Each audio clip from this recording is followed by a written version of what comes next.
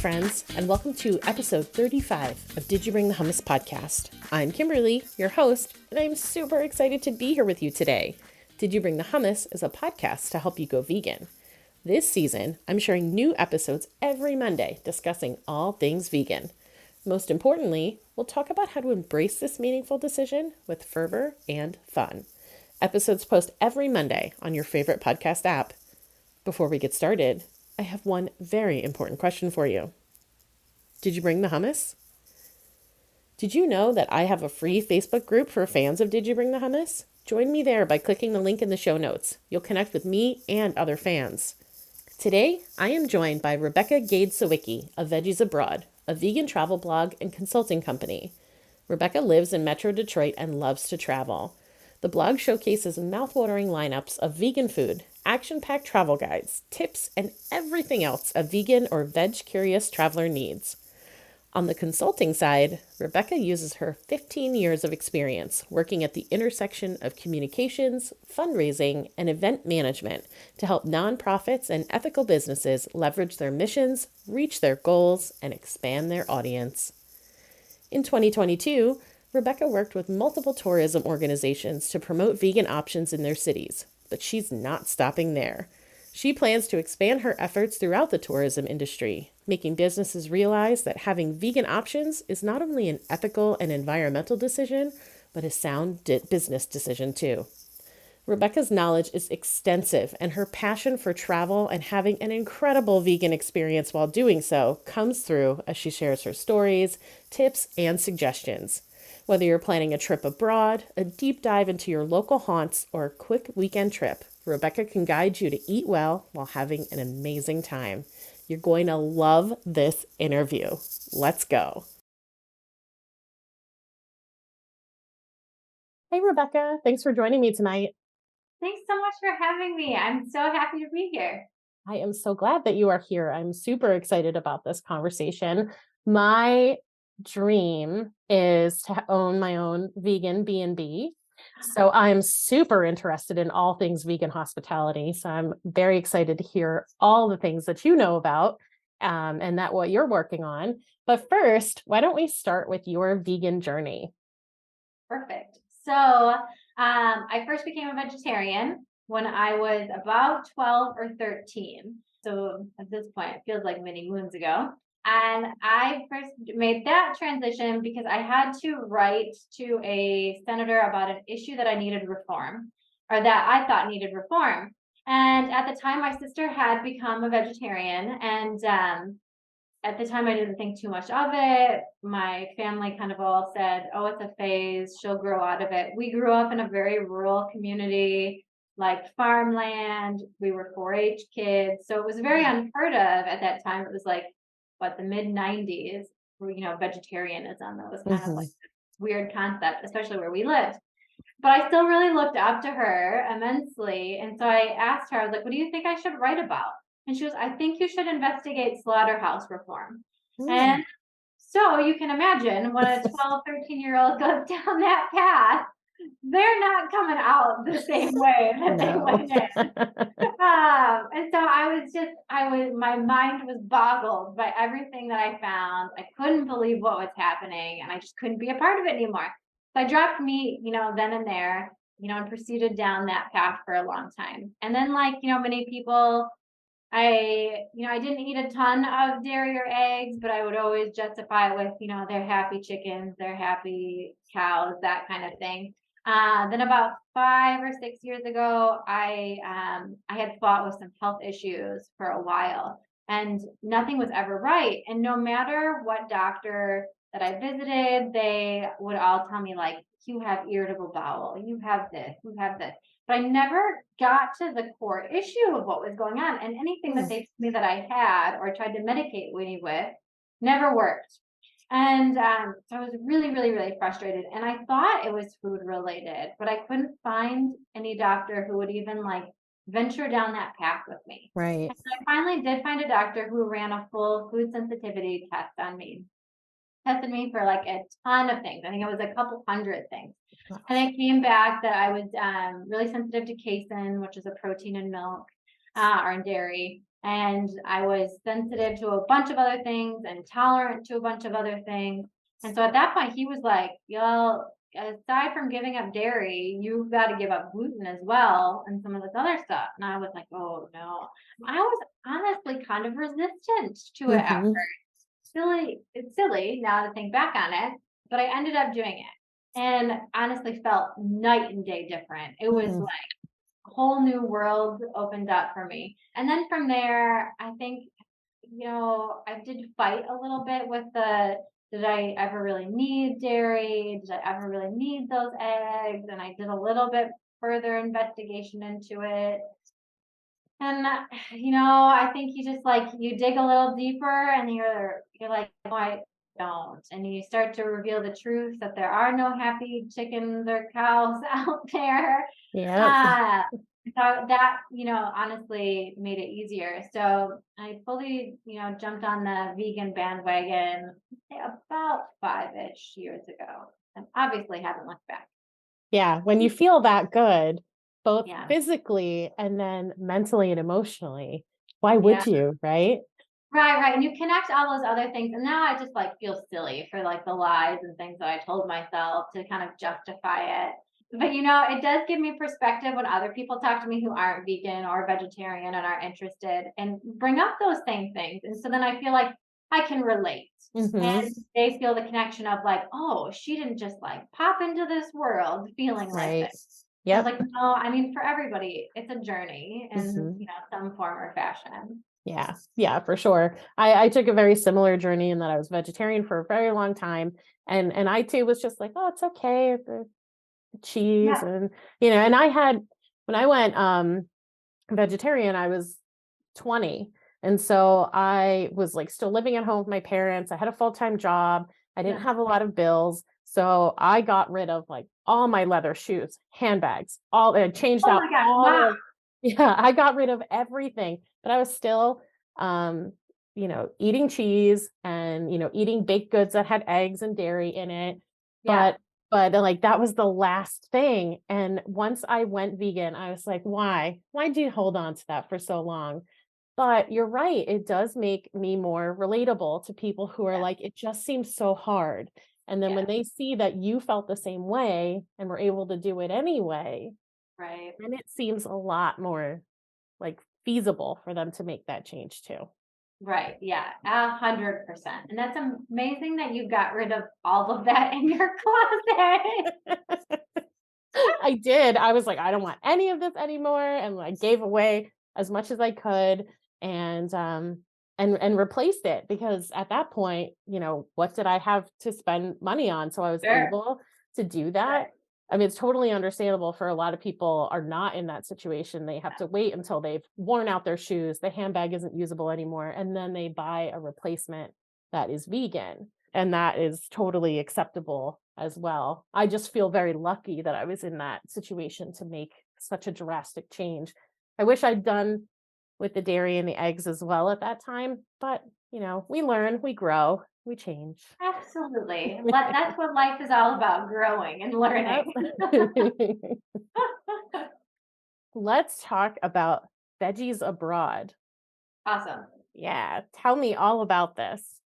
Sure. So, like so many people during the pandemic, I had downtime, and I started to kind of reevaluate my career. I really wanted to find a way to connect my personal ethics with my career. So I started looking for jobs. My background is in fundraising and communication and event management. But at the time, I wasn't finding a job that aligned with my background and that was with like a vegan company.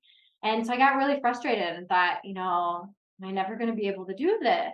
And then the idea came up, well, since my husband and I did travel quite a bit prior to the pandemic, and people were always really interested in what did I eat? I'd always get the craziest questions. And people are like, did you starve? Did you go on a diet? Did you lose weight? Yep. Did you have to pack all of your like the questions are just they were honestly hysterical. And so I thought, okay, I mean, maybe starting a vegan travel blog could be a way to help me pivot my career initially. So it would force me to learn new skills, network with new people. and then kind of see where things go from there. It did force me to learn a ton of things. I have an immense amount of respect now for people who run online web or run websites. It's way more labor intensive than I could ever imagine. And I did learn a lot, but what happened was other things started to grow. And so it opened me up to being able to do some freelance work, some contracting, and the website began to grow. And it kind of became legitimate, not just like this pipe dream that I thought, well, it'll be a thing that my husband and I will look at. And so I ended up leaving my full-time job just about a year ago and have been working on it ever since. And so the blog is fully focused on vegan travel. So it can help with someone who is vegan or veg-curious find places to eat when they're on the road, either in the US, abroad, and some of the Caribbean and Mexico. Find places to stay if a vegan or vegan friendly hotel exists, activities. I really try and make it so that, wherever you're going, if I've been there, you can kind of plan your entire adventure and take, some of that stress away. And so I know some people, are really nervous, especially in the beginning of their vegan journey, that traveling is going to be really hard. And so I try and take that stress away for them. That's really awesome. And I love something I made a note from our initial conversation before tonight, where you mentioned that this is your form of activism. Yeah. And I love that, as I consider my podcast my form of activism, using my voice, talking to people. So can you just share a little bit more about that? Yeah, honestly, it wasn't something that I initially thought about because I never thought that I would fully go down this travel path. I thought this is going to be a way to pivot. I will, work my way to something else, to another company, and we'll, kind of see what happens. But, as things grew with, with the blog, and I started to work with tourism organizations and hotels, it kind of became apparent that maybe this is my form of activism. And maybe this is where I'm plugged into things. Maybe this is where I can make a difference with, people's lives in a way that, they might not have thought about. Because I guess the first thing you think about when you think about travel isn't necessarily veganism, but it is weaved in there from, where you eat, where you stay, to the activities you take part in, and even sometimes talking to people when they're like, well, if you go to Egypt, will you ride that camel? And I'm like, no, I'm not gonna ride the camel. And, this is why. And so there are ways to kind of have those discussions that you wouldn't have necessarily, thought to have. And I was talking with a tour company a couple weeks ago, and I was telling them, I was like, if you want to promote more ethical excursions and destinations that you guys have tours, let's chat about that. And they told me, they're like, we were actually one of the first tour companies to ban elephant riding. And I was like, that's amazing. Like, these are the things that travelers need to understand, because they see these pictures and they think that, one, they're going to miss out on something by not doing it, and two, they don't think about the cruelty that could be embedded into this experience that you're having on this once in a lifetime trip, and why you need to avoid it. So, I hope to make a difference, by doing this, whether it's small or not. I think once when I was in my 20s, I did like a protest, but I've never been one to like stand in a grocery store and, open a jug of milk or throw it at someone or whatever. I wanted to, but that has never been my style. So maybe this is, where I can plug in and make a difference. As you were talking about that experience of would you ride that camel, or like talking to an organization that has stopped the elephant riding, it reminded me of the island, and the name of the island escapes me, but there are a lot of wild pigs that live there. In the Bahamas, yeah. Yes. And people are like, I'm gonna go swim with the pigs and play with the pigs, and oh, isn't this magical? But pigs are, one, like their skin is very sensitive to the sun. So if they're out in the sun all day swimming in the salty water with you, they're getting sunburn. Is anyone Yeah, putting sunscreen on them? right. Because, I don't know if there how much mud there is to be coating themselves in there to Yeah, begin with. correct. And just like the exploitation, Mhm. if these pigs live here, this is their home and they don't have a choice but to be there, like, should we be imposing on that? And I Mm, think that people don't consider that when they're thinking, because they just see it as a cute thing, right? yeah, And you're right, like that hidden cruelty behind these kinds of activities, like swimming with yeah, dolphins and things like that. When we think about those kinds of things that people can encounter while on vacation or feel like they're missing out on, do you have resources or do you point to maybe either alternatives or do you share why they might want to avoid a resort that has, dolphins in captivity? yeah, that's a really good question. So I always look for animal sanctuaries that are within the destination and Mhm. will kind of direct people towards that. If there are some conservation efforts, I may investigate that a little bit further to see what, an organization is doing before I recommend it. I have, I was in London, I was in the UK in September and spent some time in London.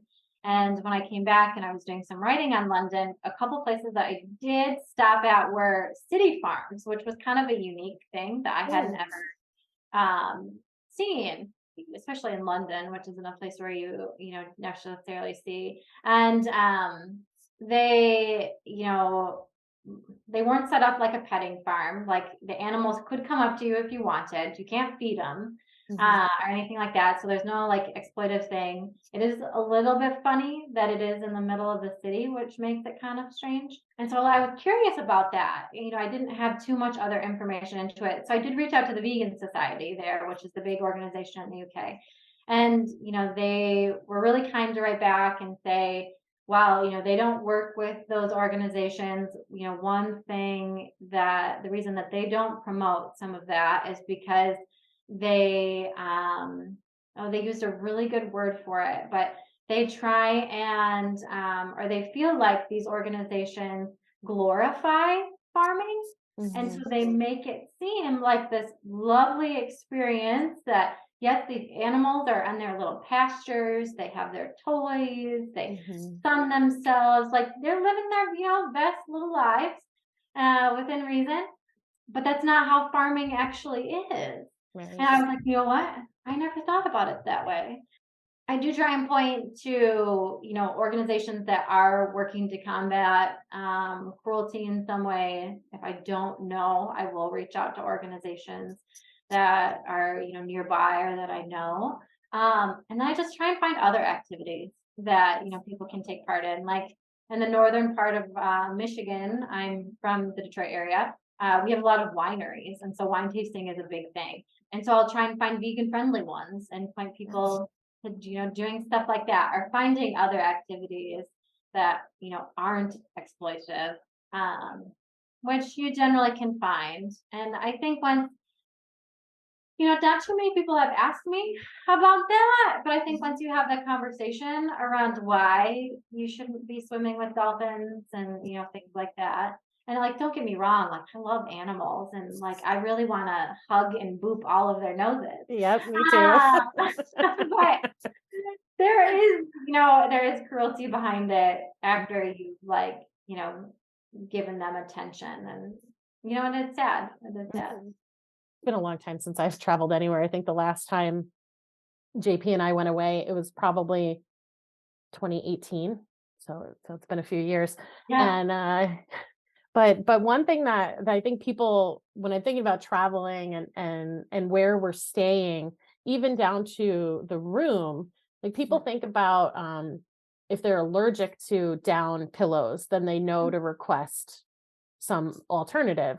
But people who aren't allergic might not even realize that there's an option that you can ask the hotel to change out if they have down pillows for the synthetic, so you're not sleeping on goose feather. And Yeah. the blankets too, like some will have, they might have a down comforter, there might be wool blankets, and so it's things like that Do you also cover kind of like the actual place where people might stay in addition to food and things like that on your blogs? Yeah, so if I find a vegan friendly hotel, I will suggest it and, mention what the options could be. It is a real mixed bag with hotels. Some hotels do, properly label or properly promote, that they do have options, while others, it is a little bit hidden, and, a little harder to dig out. So if I find something that is friendly, even if it's like a small amount of friendliness, I Mhm. will include that in the guide that I'm writing. Otherwise, I will share like where I stayed, why did I choose this? Um, Mhm. what was the benefit to it? To give some context with it to help someone make a decision. Because that is a more difficult thing to sometimes find.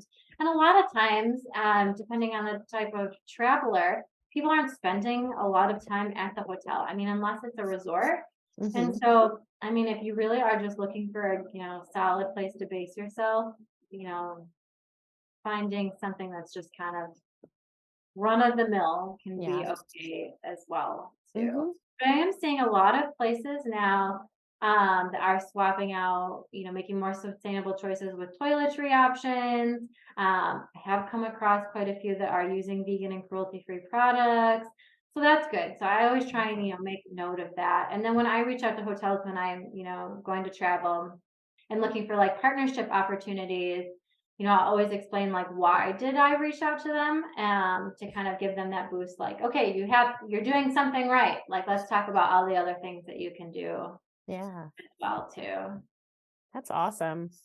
So for a traveler who is looking for vegan options, do you have some tips for them on the best way to have like the most exciting vegan journey? Yeah, absolutely. So my first tip, depending on where you are going, so if you're going outside of the US, is you need to learn a little bit of the language. I did create like little cheat sheets with a few different languages with some key Nice. phrases like I am vegan, I don't eat meat, I would like a coffee with oat milk or almond milk, whatever. So like basic things so that you can communicate and you can also recognize the words when you see them on packaging or on menus. And while, a lot of places English is also pretty widely spoken, I always encourage people like don't be that guy. Like don't just like wander in somewhere and just think that everyone's going to speak English. It's quite egocentric. And you should make an attempt to know Yeah. like what is safe and how to communicate with someone. It's just a polite thing to do.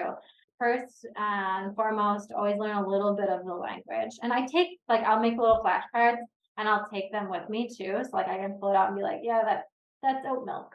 Yeah.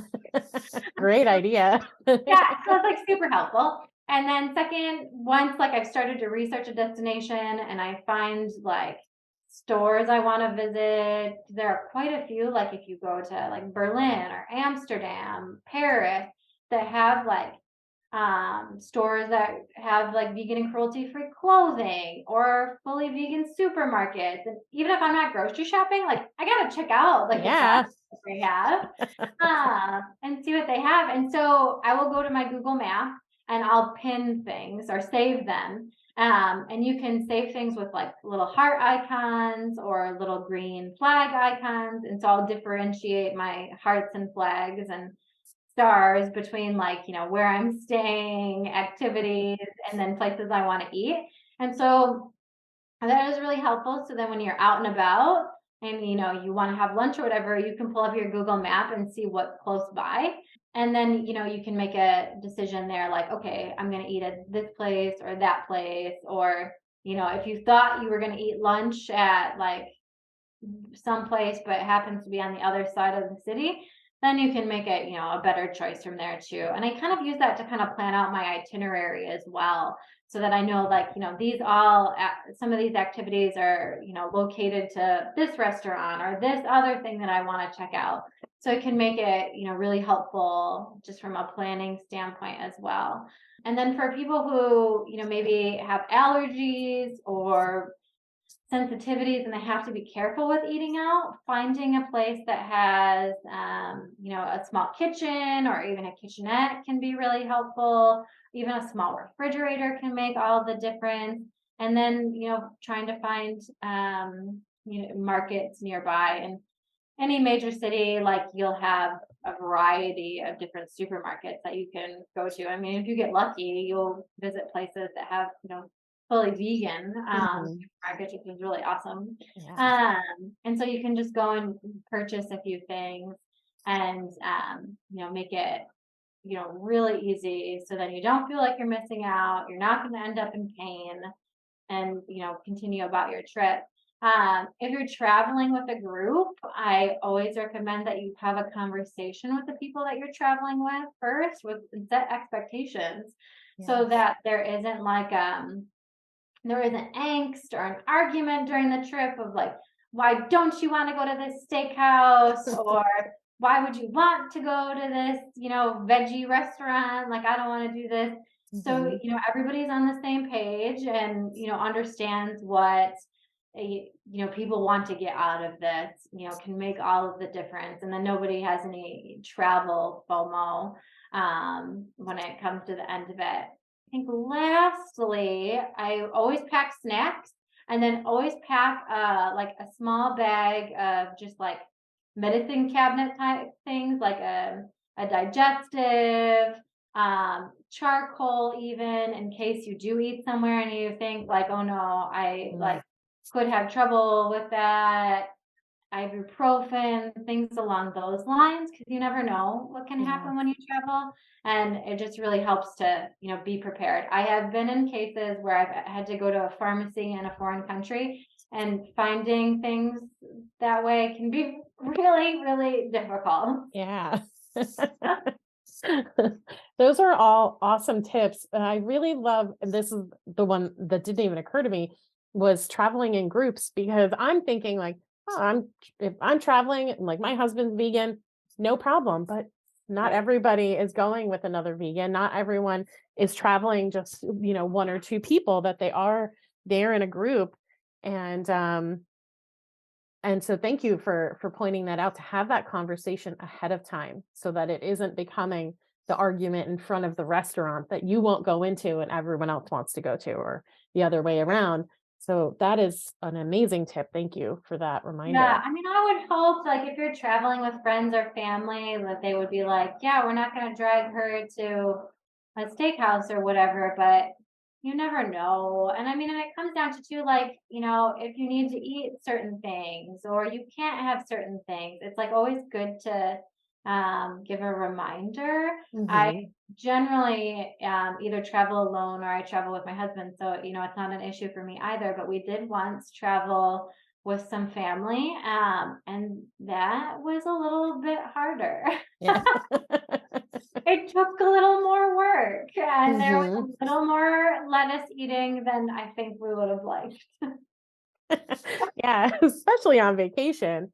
And the Right? Yeah, you wanna have fun, live it up, try the new vegan right. cheese and everything else. Yes. Don't miss out.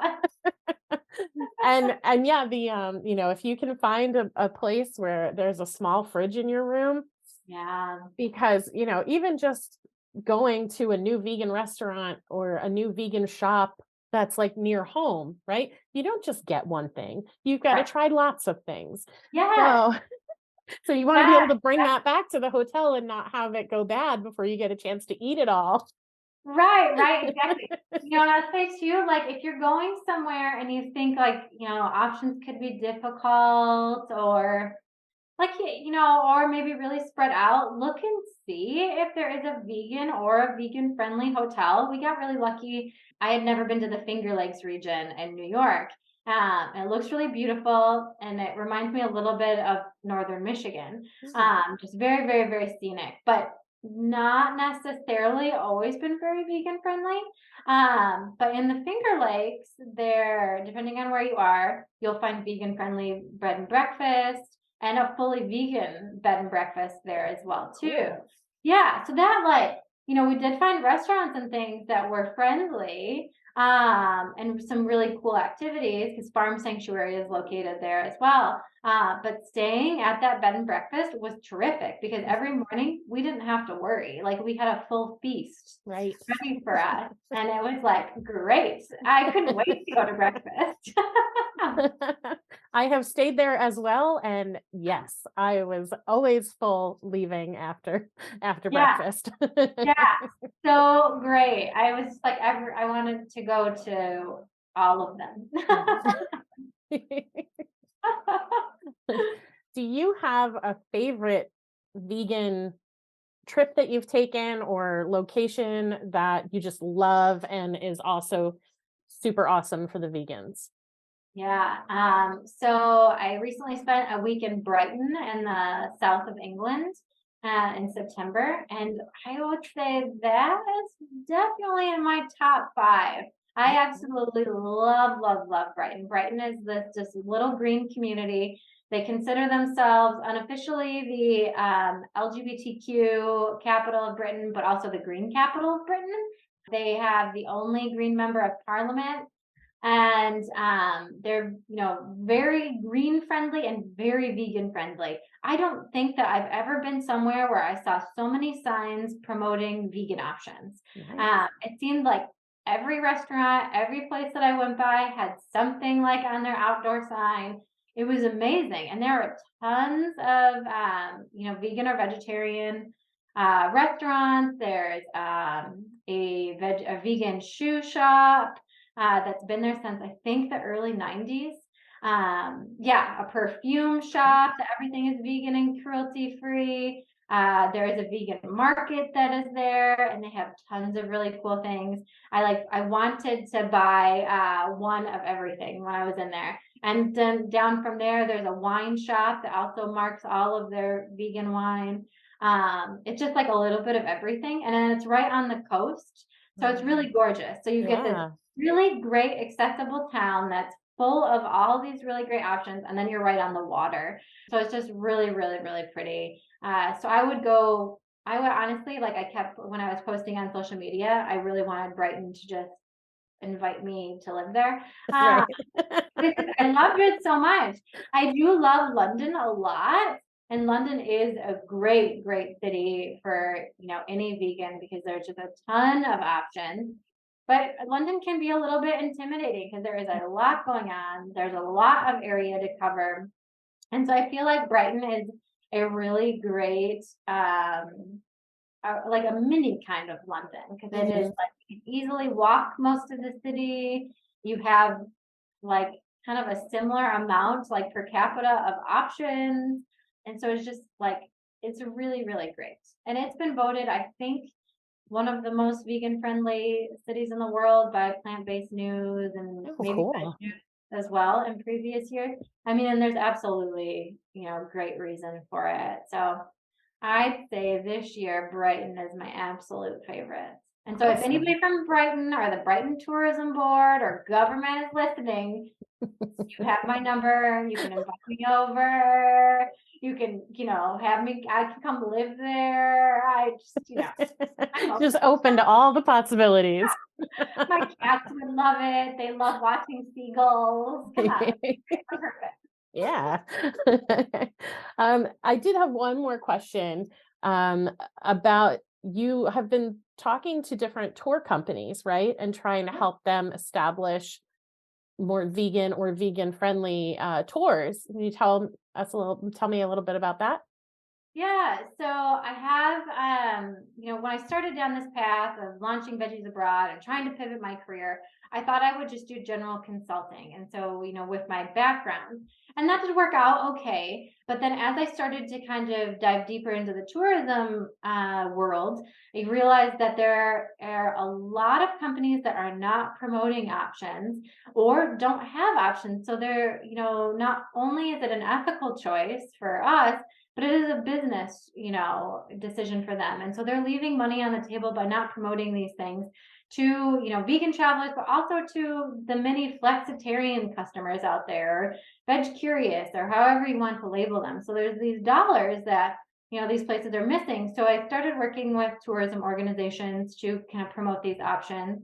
by using the blog and creating itineraries for either my website or content for their website, and then started to kind of reach out to hotels to get them to start thinking about promoting these options or being included in a travel guide for the specific audience. And then recently I had a really great conversation with a tour company about adding plant-based options, and they were already kind of on board with that, but then creating a fully vegan tour. And so I've been chatting with them about doing something for 2023. So if you're listening and interested in a vegan tour, you should sign up for my newsletter, because that's where you'll hear about it first. And so, I hope to be able to work with more organizations to do that as well. Because I just read a survey or a study that came out from Norway about a week or so ago, that over the next 10 years, 42% of consumers believe that their meat-based dish will be, or that consumers will be choosing a plant-based dish over a meat-based dish. Yeah. Yeah, right? I mean, and that's not just at home. Right. Some people are traveling and, they're on the road. They expect to see these options. And so if, these businesses aren't having them accessible, they're going to be losing out on revenue. And I mean, so many people choose, a vegan option if, they're trying to avoid dairy, or they do consider themselves, kind of a flexitarian or a reducitarian, whatever the term is. And so it's not just for vegans. Right. So I'm hoping to be able to work with more businesses to get them to see that and think about those things. That is amazing. I would love to sign up for a vegan tour. I will let you know when it comes out. Hopefully in the beginning of the new year. Okay. 'Cause to have like a really fun vacation and not have to worry about any of that. My Right. gosh, how freeing. And Yeah. And I you're mean, what a and service. I'm talking to them too, like, obviously some food will be included and that would be vegan, but then, is there a way we could add a chef's experience and like either a cool chef dinner or like a cooking class or like Yeah. something else as well added onto it that you wouldn't necessarily be able to do if you were just to book something, so or on your own. Oftentimes when I'm creating guides, I do look at different options that like there are food tours in almost every city and all different things, cooking classes like in Rome. And, I'll reach out to these companies and be like, can you accommodate a vegan guest? And there are some that just like flat out no, or just don't respond to me. Yeah. Uh, and it's like, well, that's really unfortunate. So, hopefully this then by creating something that's entirely vegan, all those people who felt like they were missing out when they were trying to book things, they won't have to miss out now. Exactly. I love it so much. Rebecca, this is awesome what you're doing and what Oh, you're thanks. building. And yeah, we're really lucky to have you in our corner sharing all the good things about vegan travel. It's Oh, really I awesome. appreciate it. Yeah. So my final question for you, of course, because we're on Did You Bring the Hummus, is what is your favorite hummus or your favorite way to eat it? Excellent question. So I'd say my favorite hummus is one from Trader Joe's. They have actually there's two that I really like. They have a spicy hummus, and then also like their regular organic hummus I really Mhm. like.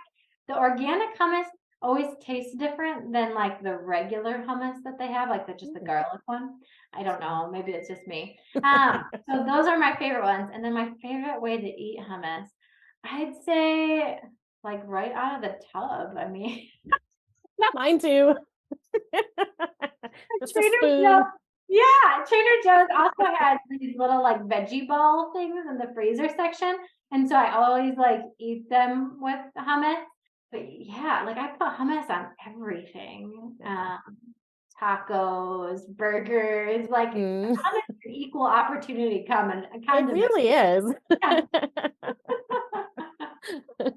Before my husband went vegan, he was a big mayo guy, Uh-huh. and I got him to like embrace the hummus, and it Yeah. replaced mayo for him before he was even like before he'd even gone vegan. Oh, that's such a good replacement. Much Yeah. healthier as well, too. Yeah, and so much more Have you flavorful. yeah, absolutely, way more flavorful. Have you ever had anyone say they don't like hummus? Yes, and I almost short circuit because I don't understand what they're saying. No way, how do they not like hummus? That's Right? so weird. That's not normal. No. Like, you just haven't had, like, the right hummus, like, that because Yeah, how do you not like it? It's perfect. right. It is, yeah, it is wonderful. Well, Rebecca, this has been amazing. And I know that my listeners will love this. And you've shared so much super helpful information. All of your information so they can contact you will be in the show notes. They'll be able to click right into your website and check out all the awesome things that you're doing. Thank you. Yes, thank you so much for having me. This is so much fun.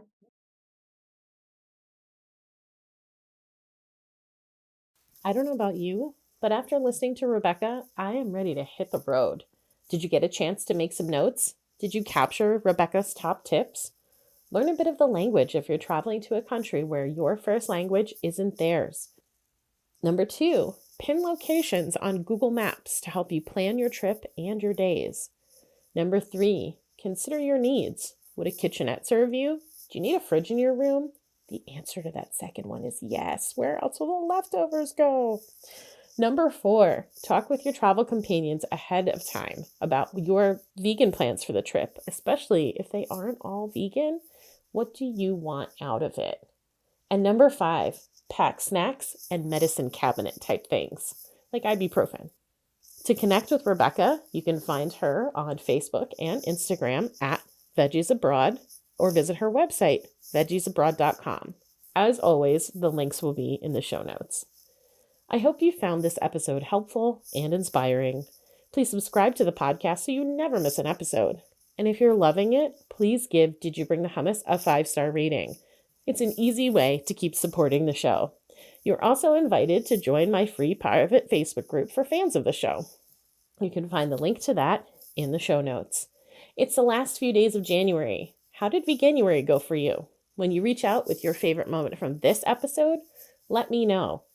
Follow me on Facebook and Instagram at Did You Bring the Hummus, and visit my website, didyouBringTheHummus.com, for more information about me, updates on what I'm working on, new podcast episodes, and all things vegan.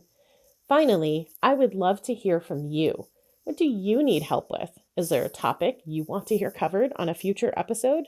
DM me on Instagram or send me an email at didyouBringTheHummus@gmail.com.